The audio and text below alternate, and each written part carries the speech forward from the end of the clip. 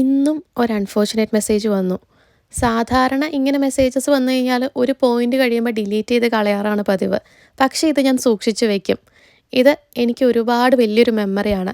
ലൈഫിൽ അറ്റൻഡ് ചെയ്തതിൽ ഏറ്റവും വലിയ സാലറി പാക്കേജ്, ഏറ്റവും ഇമ്പോർട്ടൻ്റ് ആയിട്ടൊരു റോള്, ഒരു എൻറ്റയർ ട്രസ്റ്റിൻ്റെ ഡിജിറ്റൽ എഡ്യൂക്കേഷൻ ലീഡായിട്ടൊരു ബാൻഡ് 6 റോളിലേക്കാണ് വന്നത്.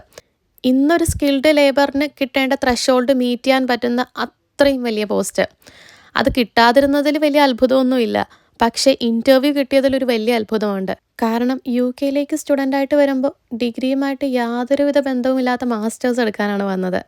അതുമായിട്ട് യാതൊരുവിധ ബന്ധവുമില്ലാത്ത ജോലിയാണ് കഴിഞ്ഞ 1.5 വർഷമായിട്ട് ചെയ്തുകൊണ്ടിരിക്കുന്നത്.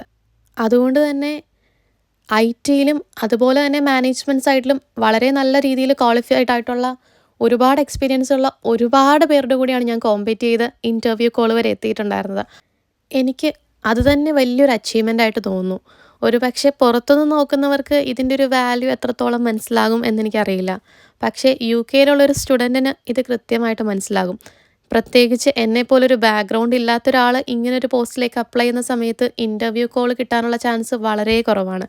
എൻ്റെ ഹാർഡ് വർക്കിൻ്റെ റിസൾട്ട് അറ്റ്ലീസ്റ്റ് ഒരു ഇൻ്റർവ്യൂ കോളായിട്ടെങ്കിലും വന്നല്ലോ എന്നുള്ളൊരു സന്തോഷത്തിലാണ് ഞാൻ. ഒരുപാട് ഗ്രേറ്റ്ഫുള്ളാണ്. ഒരുപാട് മോട്ടിവേറ്റഡ് ആണ് ഇനിയും ഇതുപോലുള്ള നല്ല റോളുകൾ അപ്ലൈ ചെയ്യാൻ. ലൈഫ് ഹാപ്പി ആയിട്ട് മുന്നോട്ട്.